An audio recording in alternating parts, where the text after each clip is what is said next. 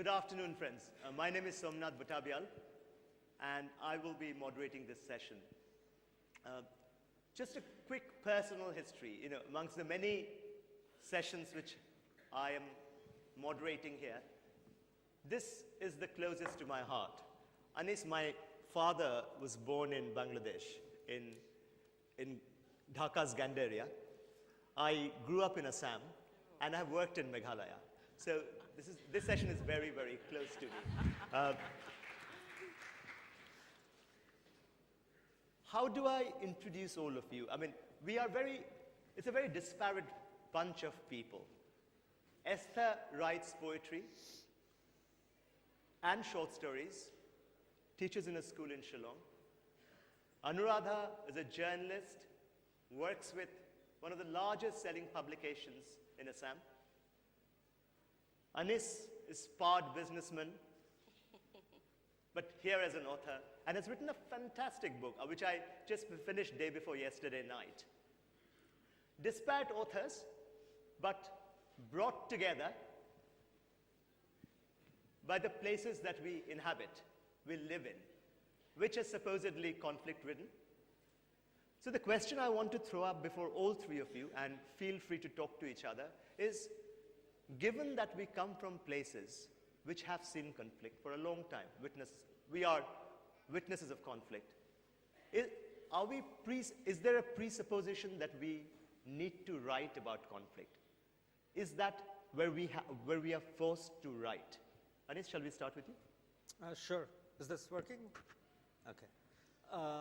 I think that kind of presupposition exists even on a broader plane. When you're looking at so-called world literature from a Western vantage, you expect narratives of conflict, of oppression, of overcoming oppression, resistance, so on and so forth. And it may be on the basis of gender, race, politics, etc. In my personal case, I wrote a collection of short stories before this, which really was about the growth of Dhaka from a sleepy little town to the great dysfunctional mega city it is today. And many of the stories there were just about love, about growing up, and other kinds of small personal disappointments, nothing to do with the broader political backdrop, although some stories address that as well. So in my case, I personally don't feel that pressure that I have to write about conflict to be relevant, or that conflict is my only valid subject or even an ethical imperative. I don't feel that at all. So when you go to a publisher or an agent, yeah. And every time you say, hey, I want to write a story about love, they will not ask you, is it in the backdrop of war or drought or floods? Luckily, I felt compelled to, my first novel was, to do with a state of emergency, in the context of which all these personal relationships takes place, and a lot of things happen. So I don't know to what extent that emergency helped. that emergency helped them make a decision.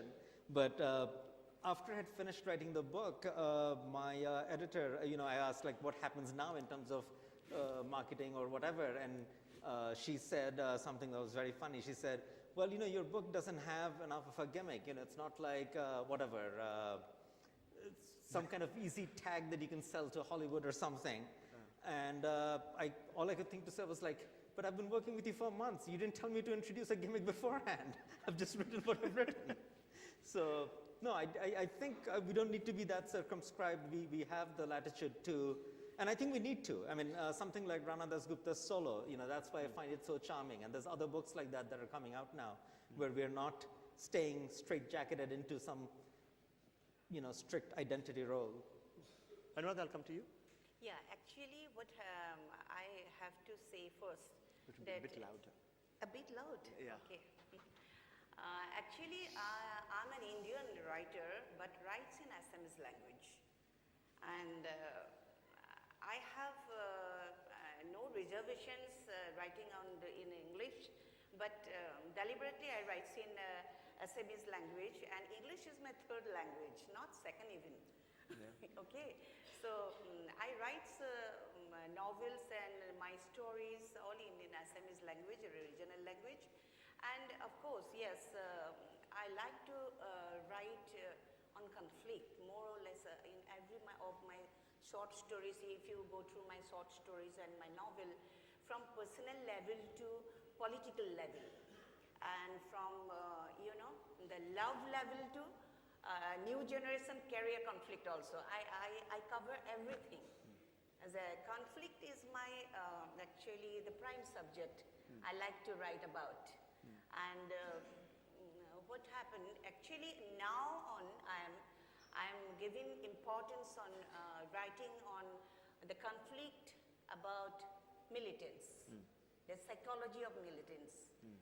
Everybody knows that the Northeast region is a very unrest, it's a politically very unrest region, and politically and psychologically also we have to go through a very traumatic situation. Every writers and every people, they have to go through some traumatic situation. So can I come in here once? Are you saying that because of the state of conflict which exists Yeah. in certain situations, and especially places like yours and mine, Yeah. there's almost no way for a writer is a political animal, Yeah. there's no way that we can write devoid of the context, we can never move away from conflict? No, actually what happens, sometimes I feel that in the time of 90s actually, I have seen that those writers, all they are living in a traumatic situation, but they're avoiding everything, avoid the situation, and they like to write on love, they like to write on peace, they like to write on those, the colorful natures and all. They avoiding actually. So after 90s, what happened? Sometimes I feel that the most of the writers become cynical, because of the situation. They are psychologically, they so much depressed, and when I go through their poetry and when I go through, because I'm responsible for editing one magazine also, literary magazine, and a newspaper also. I have to go through every day to the writer's poetry and all, So I have seen there that most of the writers, they become cynical for the situation, and they actually now they shifted to the conflict. Moved on. But earlier, before 80s and before this 90s, they are not willing to write about this conflict, and they avoid the whole situation. Okay, you mentioned poetry. Yeah. Esther, I must bring you in here. For 3 nights, the poetry that you sent me kept me awake. I was so moved and so touched. Before we talk of, and I'll come to that question of yours, can I delight this audience with 2 poems of yours? Would you mind reciting 2 poems? Which ones? I think the second one which you sent me was, I wouldn't remember the name. Yes, I would. Well, whatever you have in your bag of goodies. Actually, I wanted to start this. Can you please allow me? Yeah, please. I wanted to start the session by telling you, the northeastern part of India is a conflict-ridden place. But I would like to quote from a preface of a particular book that says that it is also a land where paradoxical realities coexist with one another. So in a land of conflict, it is also full of myths. Yeah. In a land of conflict, there are also people who are trying to find identities for themselves. And I felt that when I was invited for this talk, I felt, as if the entire Northeast was on my shoulders. I think I must have grown about 20 gray hairs, in thinking about this particular talk. Anyway. No, but I agree with you. One of the biggest problems I face when talking about the Northeast, having come from there, that's why I'm on this panel, is that how do I talk about the Northeast experience? The 7 states plus 1, now 8. I come from Assam.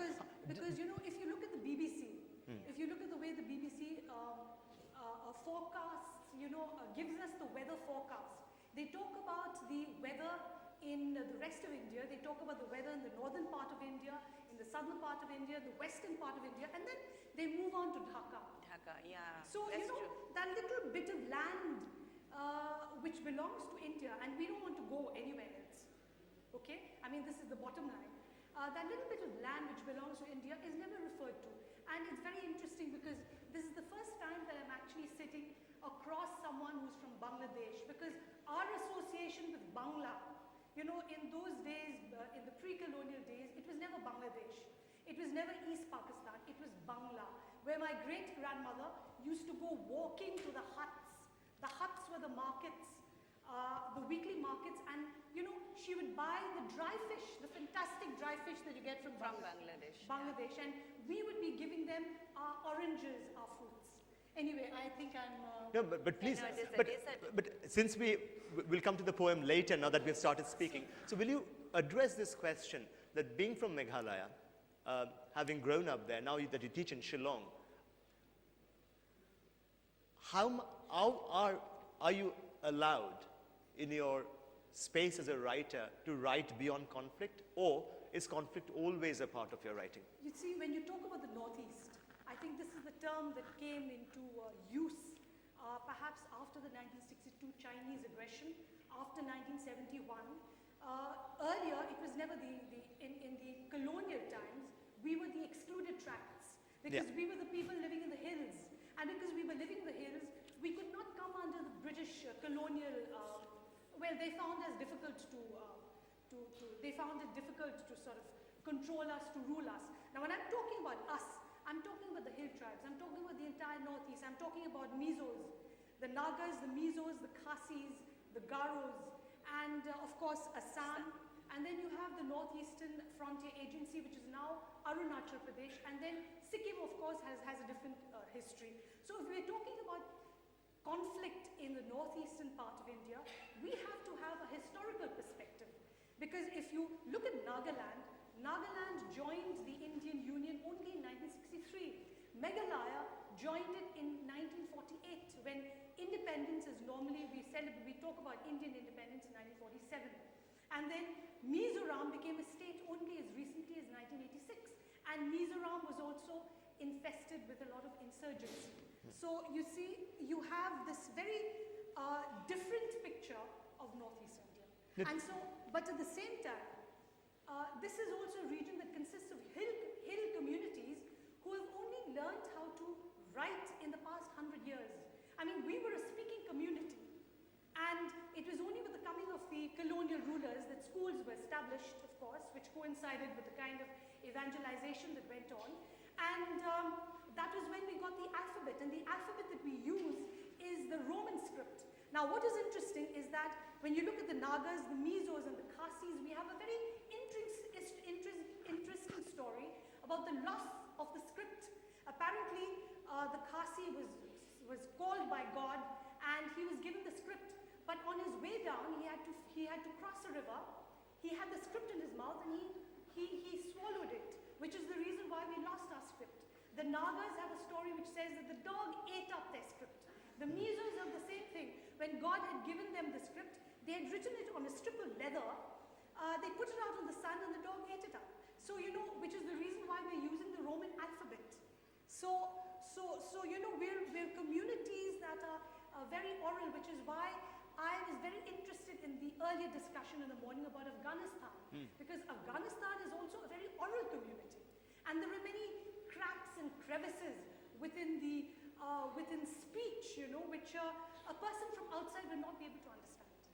I'm sorry. No, that's fine, but I'll bring you back. I think only in Assam, they use their own language, Assamese language. It comes from Assam. yeah. It has, the Assamese has their own language and own script, you know.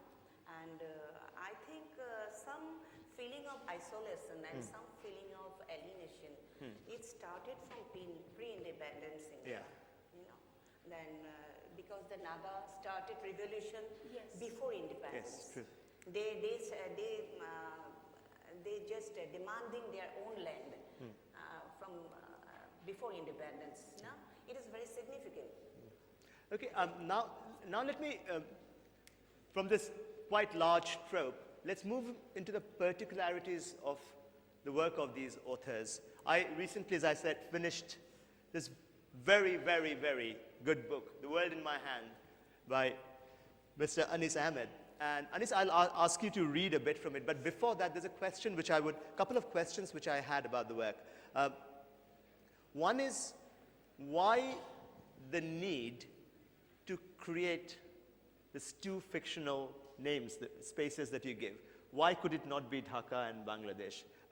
And I found it, I couldn't understand why you would want to do it, because it screams out to be called Dhaka. The descriptions, the places, you slightly change names. It's very evident. So was it necessary to do it to give you a kind of release to write about what you really felt? Or would you have felt too constricted had it been Bangladesh and Dhaka in your fiction? Why these names? Absolutely. I mean, that is a big part of the reason. I felt in Bangladesh, and I don't know how much it's true of Indian writing or different parts of India, but in Bangladesh, I do feel that we have a very strong consciousness of censorship. Not a culture of censorship, but a consciousness of censorship. What I mean by that is it's not a place where books get banned left and right or that sort of thing. But there is the famous case of Taslim and Nasreen. There have been other people like poet Daud Haidar who went into exile in the 1970s. In Germany. There have been other instances of sort of fairly dramatic events like that, but also smaller events, like one of the most popular writers in Bangladesh of recent times, Ahmed, who passed away last year. He wrote a novel with a depiction of the killing of Bangabandhu Sheikh Mujib, the father of the nation. Right. And the book was required by court order to remove that passage because it was not, quote, accurate enough. And Right. it gets into a very tricky area of what degree of factual or historic fidelity is both expected and required of a fictional work. But we're living in an environment where that can happen. Just yesterday, a newspaper which printed a story that was quite clearly very spurious, but nonetheless, supposedly the paper has been shut down, reporters have been arrested. So, you're living in an environment where you see things like that happening every now and then, and something seeps in. But a deeper censorship, which I personally felt more than this political one, was one of a almost familial and social level. The worry that if I write this, my parents will be offended, or friends will be offended, or people I know will be offended. The one you most fear offending is, of course, the intelligence agencies. And I was, in this book, writing both deeply personal stories about characters where that kind of feeling was there, that people will try to second guess, is this so-and-so, is that so-and-so, did this happen, that happened. And also about a very our recent history, the state of emergency in 2007-8. Right. And where we had a military-backed regime, and so, characters who represent the regime don't come off in the most flattering light. So writing that, there was a certain nervousness. So it's an insulation at multiple levels. Hoping against hope that this fig leaf of a completely fictional landscape will be all the defense I need against any kind of court or state injunctions, but also freeing myself from this kind of familial social types of pressure. I've been writing for a long time, but I have not produced before for publication, partly because I always felt very sort of contained by these feelings of who will receive what way, and holding back. But when I was holding back, I also couldn't write what I felt like I really needed to write. So finally sort of recourse to a totally fictional basis to allow a lot of these things to come out. And we're talking about censorship, and given that you're a journalist and you write, would you just take us through how difficult is it to write accurately about situations in Assam, given the specter of censorship or state control which exists? Yeah, but what happened actually, we write very freely. Right. Because particularly in regional newspaper, but I'm not talking about the English paper. Right. They have maintained some rules and regulations, and they're very much strict about their, about their code of conduct. Right. So, but in a regional area or in regional paper, we are really very, very free. But we have no code of conduct, you say? Yeah, we write anything we see. Right. Yeah. Right.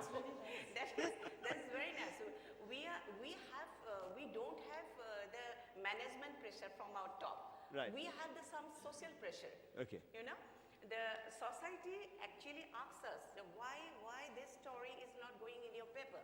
Right. You know, the people asked us. So everywhere we have seen that one or two story in my newspaper, it is not published, and people asked me, questioning me, that why it is not going on your paper, because we know that English paper will not cover it. So in a very metaphorical sense, Yeah. that the outsider's language, English, constricts us in many ways. Yeah. Here you say the Assamese language actually sets you free. Yeah. So, well, wonderful. Yeah. actually, what happens sometimes we put the real anger of the society. We put the language in our Assamese language, what they say. Exactly, we put that, we write that language. Okay?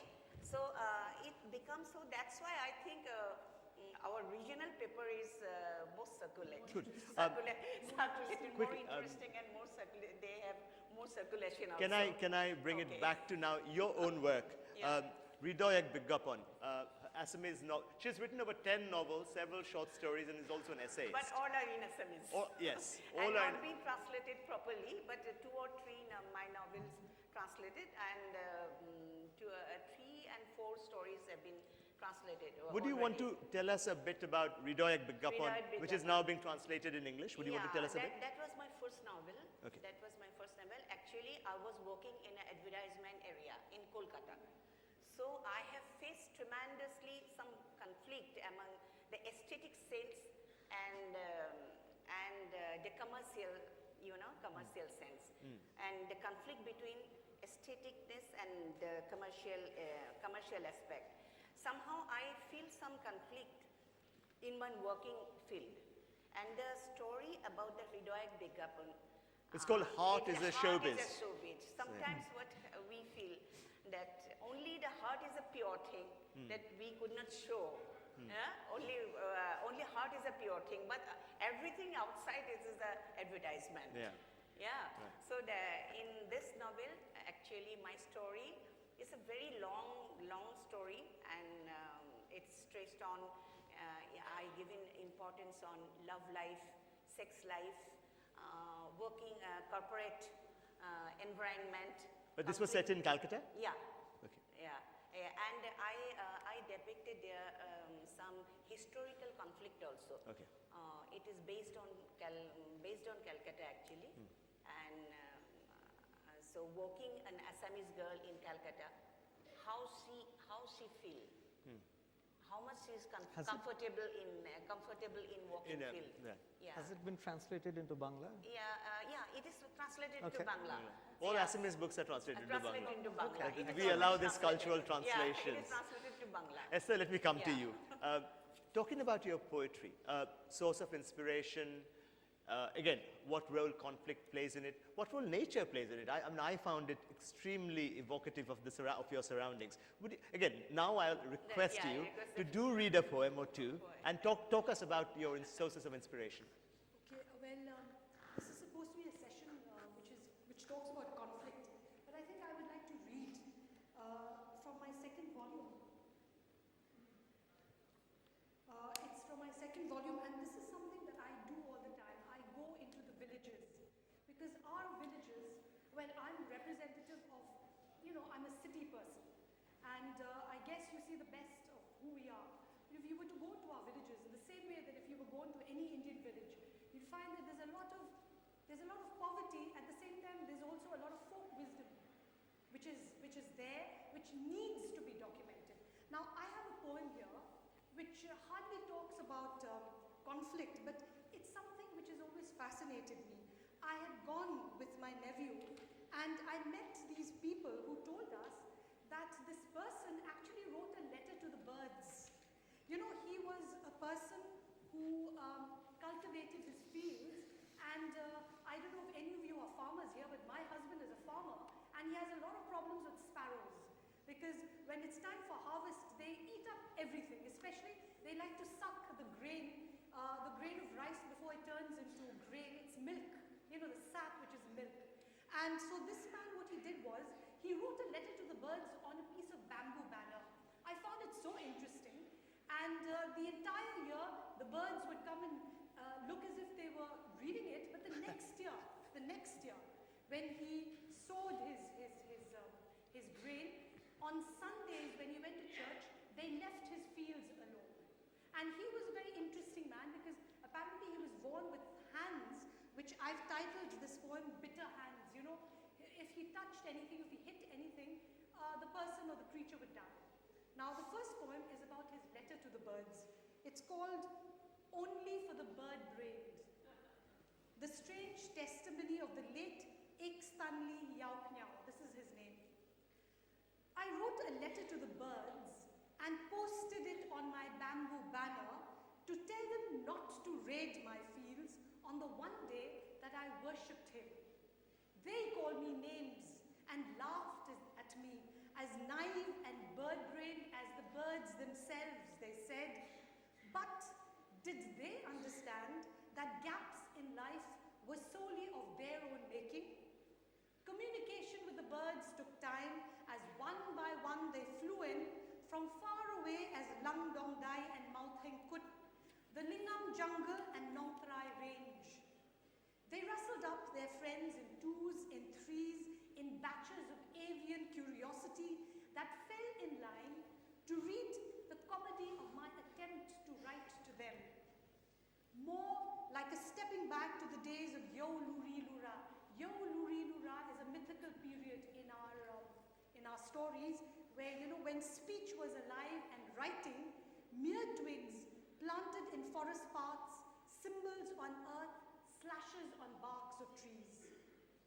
Their comprehension was excellent, for with a swoop and a peck at the unguarded grain, they twittered incessantly, conspiratorially, arty practitioners of literacy among the bird-brained. Success, it would seem, is only for the bird-brained. My eloquent friends made weapons instead, used careworn scarecrows and tautened, sharpened stakes, bird traps, anticipating a windfall of deaths, pellet-brained upstarts all, trying to stop the avian raids, pitching their wills against avian solidarity. The birds made their dives anyhow for the gastronomic spoils that would swell their crops. I meet my maker every week. It's only me they don't begrudge my one day of rest. I did lose all on the year that I wrote the letter, but that I understand was only that ruffled feathers take time to digest the hottest news, titter the latest reviews, headlines and editorials, and broadcast the contents of my letter to distant country cousins. On weekdays, however, we call off the truce, and they come to raid the fields on weekdays. Thank you. Thanks so much.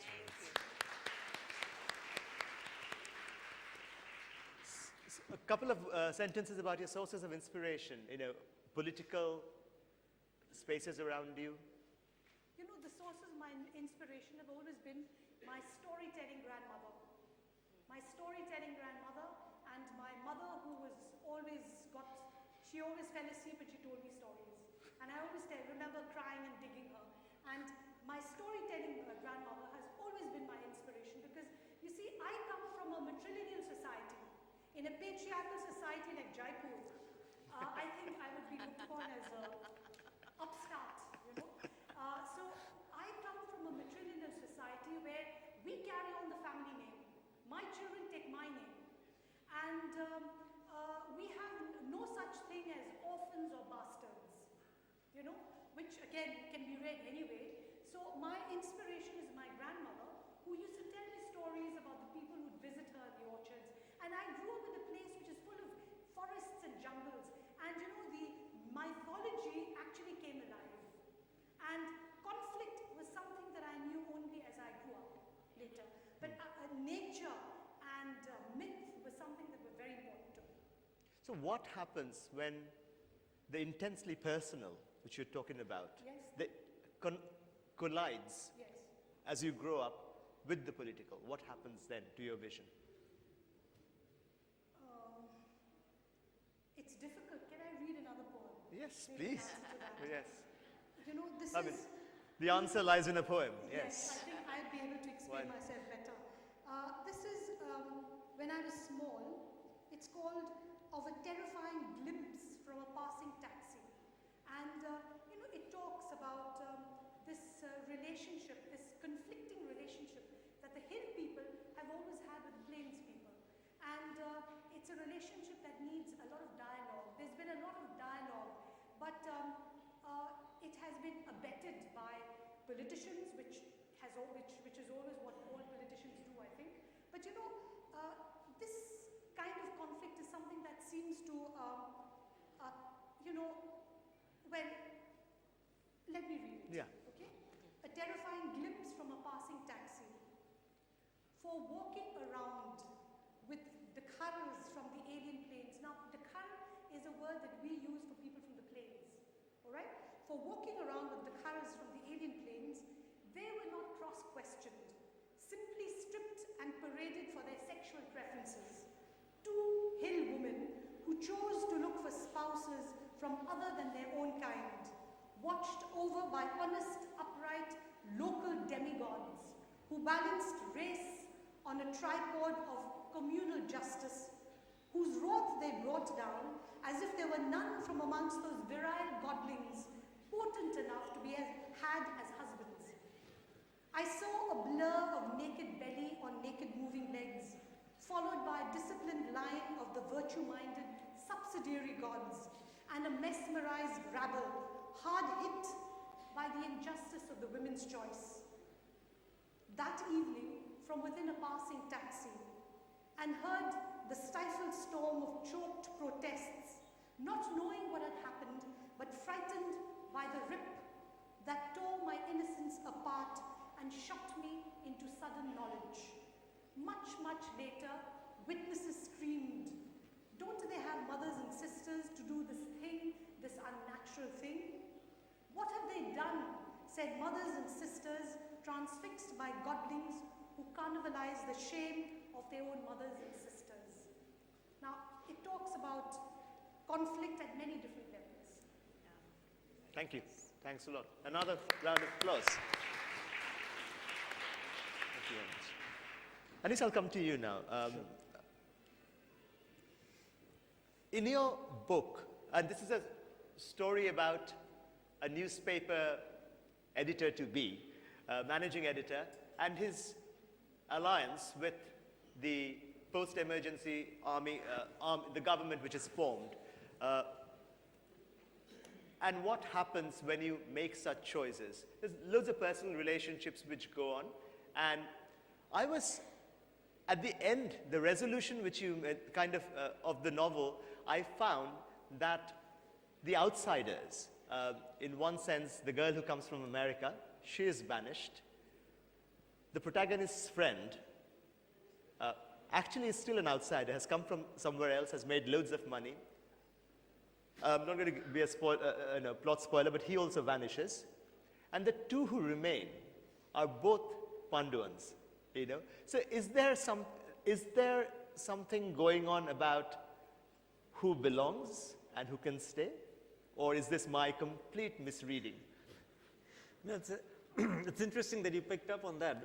In writing this story, I hadn't really thought of it as the insiders winning out or outsiders not finally being able to keep a foothold in that place. Must be because, you know, as we were expelled and never managed to go back. I'm sure that resonance will be there for some readers. But what interested me more was people in moments of tremendous threat and tremendous temptation, both. Yeah. And for most of these characters, both things come across in this time of concentrated events, concentrated tensions. Yeah. And I feel that, you know, the real test of character is often in that kind of a moment where you have to make a choice for which you don't have a lot of time to think it through, consult somebody, etc., etc. You know, whoever you are, whatever you are, through thousands of days of training, you've become that. And in that moment, when you have to make this one decisive choice, you go this way or that way, you say a name or you don't say a name. Right. And only in that moment, if you've been tested like that, you find out who you are.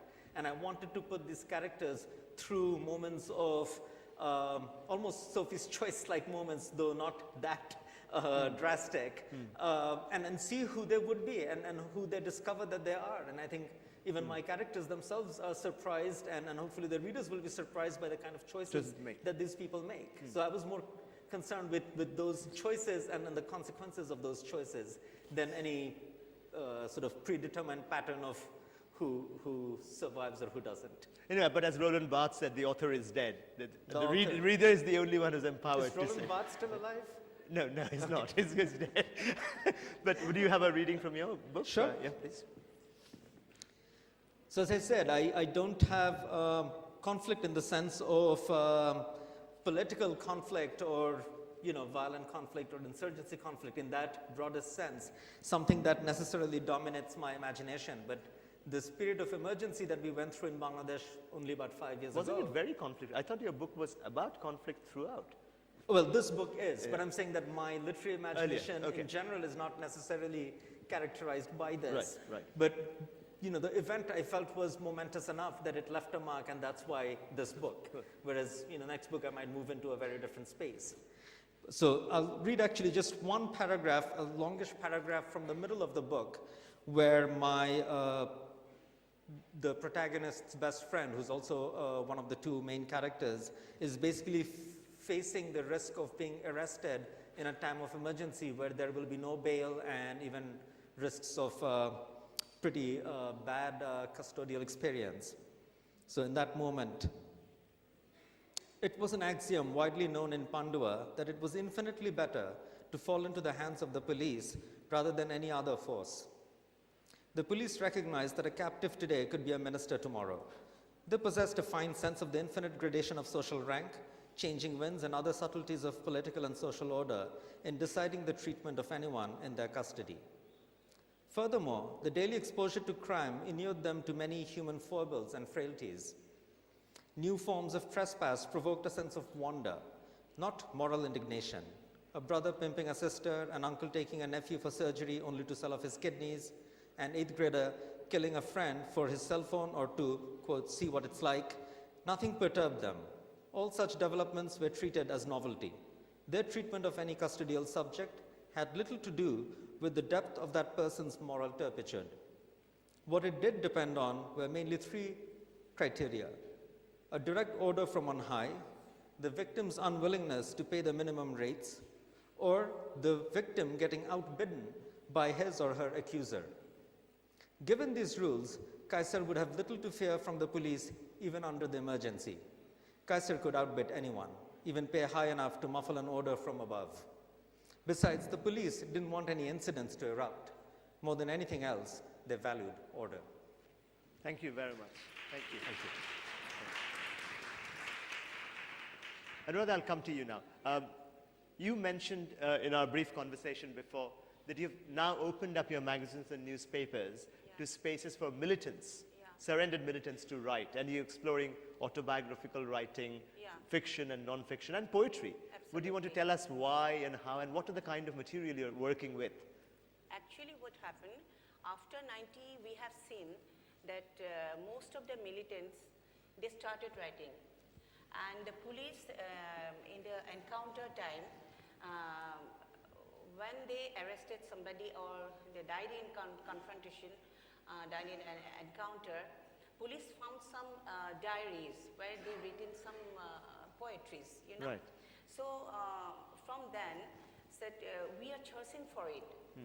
That what psychology behind they come to the pain that instead of gun, why they are coming to the pain?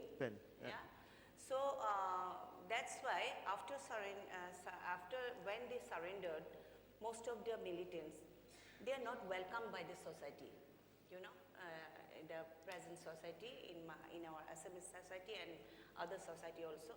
First of all, some of our people actually, they laughed at him. Oh, see the revolutionists, they all, ultimately they surrendered. So they feel some isolation, and they feel some some emptiness in their inside. This what we have done. Is it true that's being surrendered? It's good or bad? Even our people also, they call for surrender. And after that, when they surrendered, the people they are not actually welcomed by the people. So what kind of material is now coming from? Yeah, so that's why they started writing of their lives in a poetry form. In their literature, we have seen their agony, we have seen their emptiness, we have seen their the dilemma. So Kaberi Kachari, that recently she published one book, and she has written lots of poetries, and I have translated one of her poetry. That she was a wife of Arvind Rajkhoa, former president of Kulfa, and both are staying in Bangladesh. I know. And Bangalore. Oh gosh, there's Bangladesh conflict. even sent her to them. So after coming back from Bangladesh, that Kaberi Kachari has written, and I publish in my magazine. I publish her poetry in my magazine. We're a very hospitable nation. We think it's rude to Yeah, turn people away. definitely. Absolutely, yeah. Yeah, No, I agree with that.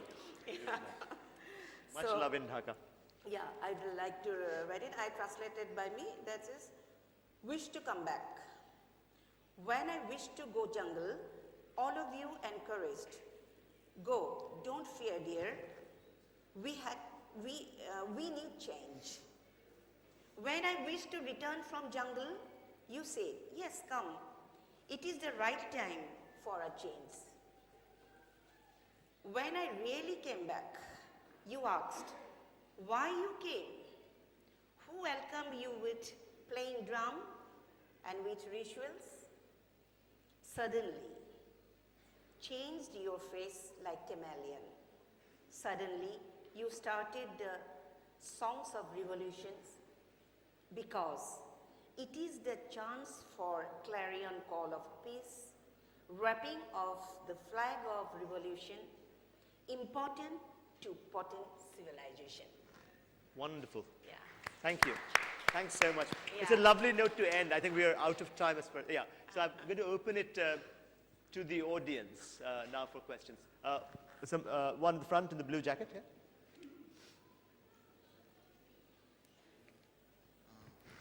My question is to all of you, though it's about Assam. Being an Assamese kid growing away from Assam, like I grew up outside.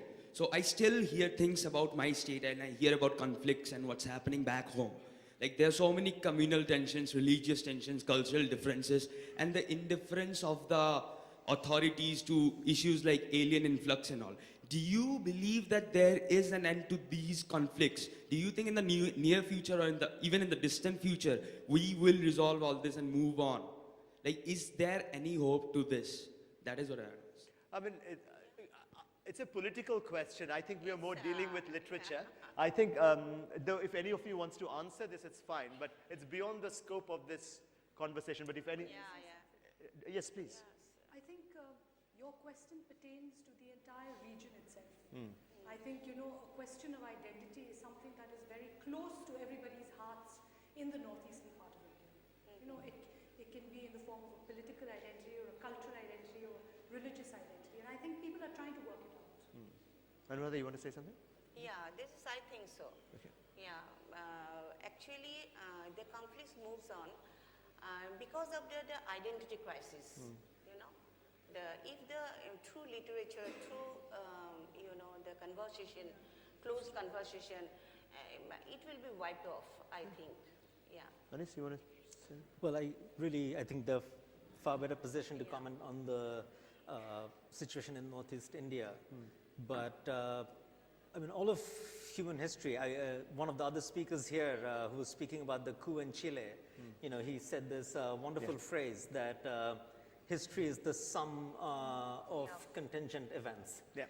And but sometimes those contingencies are kept alive for far longer than they are in other places. In certain forms, especially in fairly violent forms, when there are structural reasons for them to stay that tense, you know, and a lot of times that has to do actually not so much even with politics directly per se, but to do with resources of one region and who has a fair access or control over it, who takes decisions over it versus someone else. So there are deep reasons like that. And one thing that concerns me, and now I can speak on it from the Bangladesh perspective, is that in Bangladesh we've had politics also very marked by conflict since the re-advent of democracy in 1991, where two leading parties have alternated in power, and even recently they've had tremendous conflict. The year 2013 has been marked by extraordinary violence, over 550 people, around 550 people killed, about 180 of them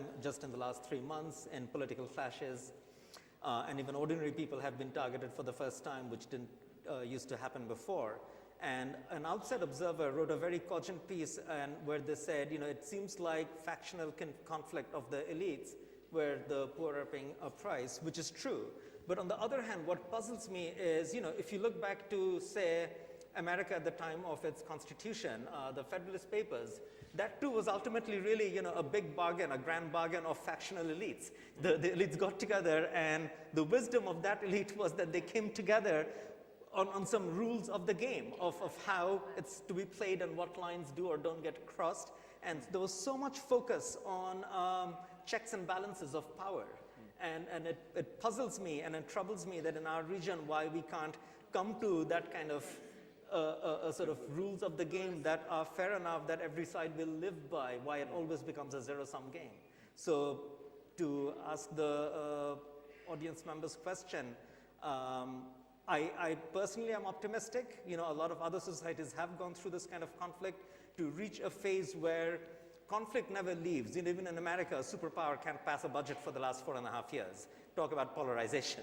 But there is conflict, and then there is conflict. Conflict that takes lives in brutal manners, cut short lives by the hundreds, versus conflict that's more on a political, legal, fiscal, media, communication, other planes. I think it would be nice for us to somehow evolve to a new plateau of the game played by rules where human lives are not treated so cheaply. Cool. Yeah, take one.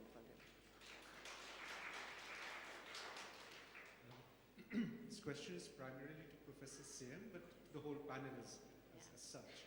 I mean, if you have to look at northeastern, eastern South Asia, if you might put it, Bangladesh, Bengal, the northeast in general, yes, there are narratives of conflict, but there are also emerging narratives of rapprochement, and there are possible solutions which would have to look at transferences, cross-border transferences, cross-state transferences, for example, just as, like, you know, people moving across the border, finding work, then coming back.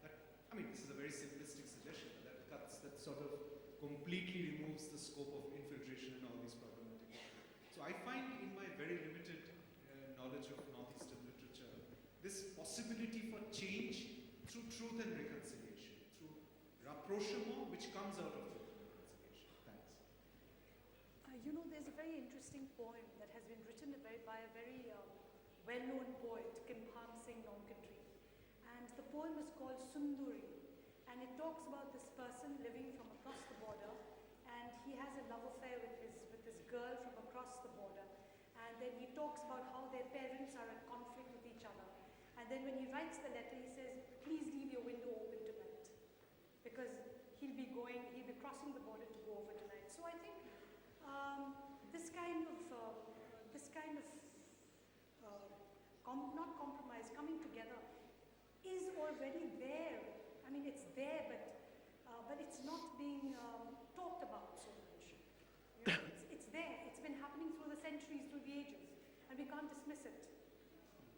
But while you say that, I'll just add to your question a bit, and for you, Anuradha, the kind of hostility which middle-class Assamese, the bourgeoisie, has towards the Bangladeshi migrant worker is immense throughout Upper Assam, especially in places which are doing well, the tea gardens. Yeah. So, I mean, where is the scope for peace when the economic hostility towards migrants is so much? So much. Would you want to? Yeah, it so much, but it is another political issue because for the vote bank actually, this issue has been raised always. But as a writer, if you ask me, as a writer, I don't believe on border, you know. I don't believe on border. I have some stories about that's a no.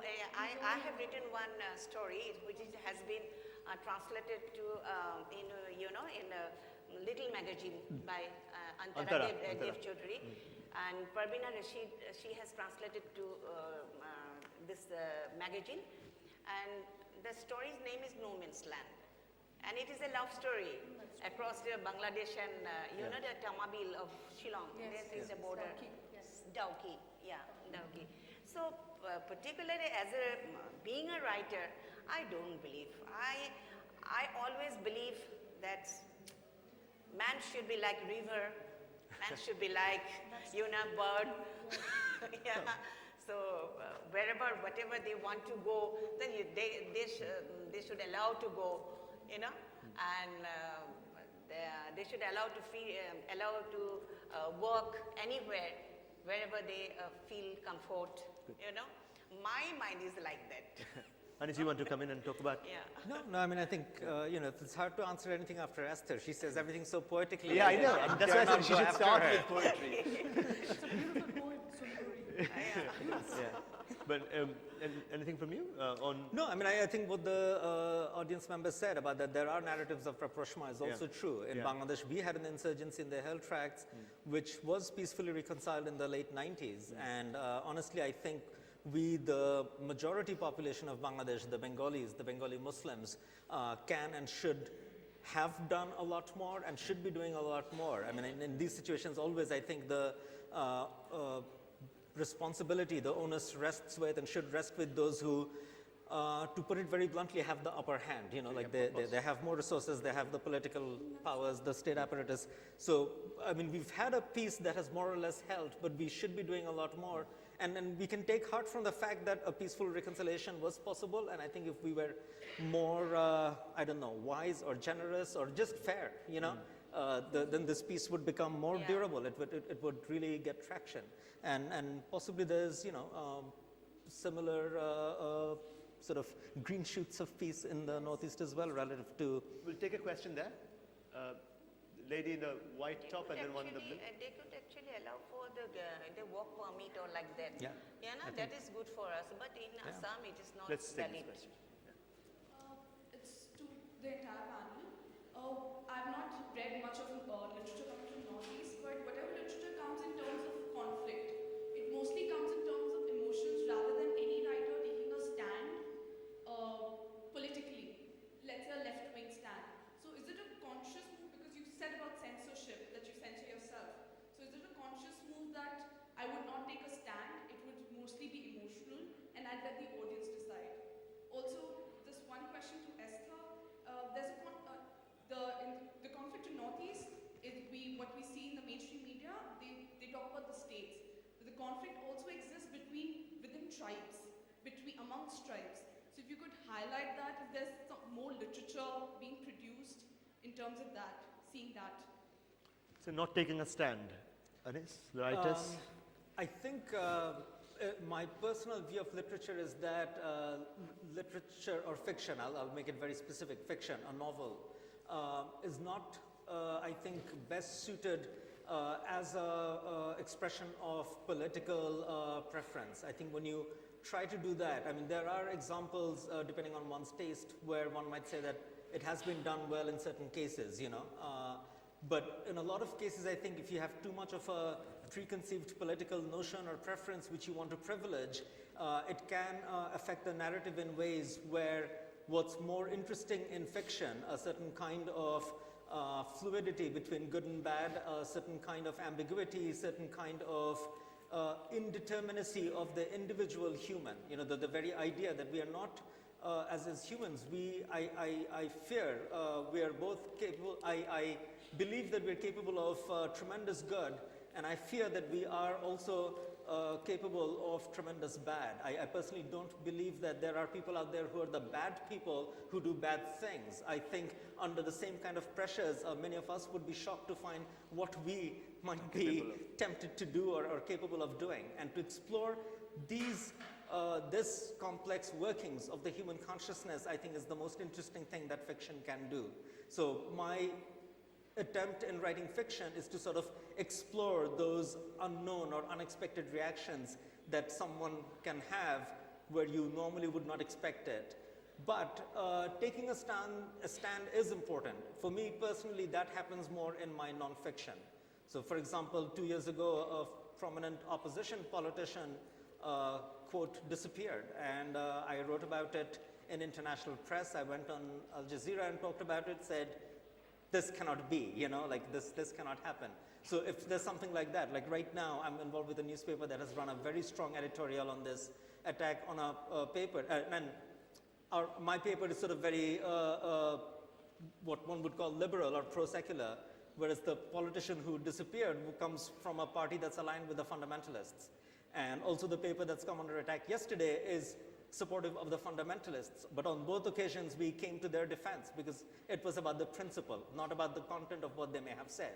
So yeah, I think it's extremely important to take a stand, and there are places to do it, and it's up to the individual to decide what they think is the appropriate place to do it. For me, fiction is not the best medium to try to do that. Thank you.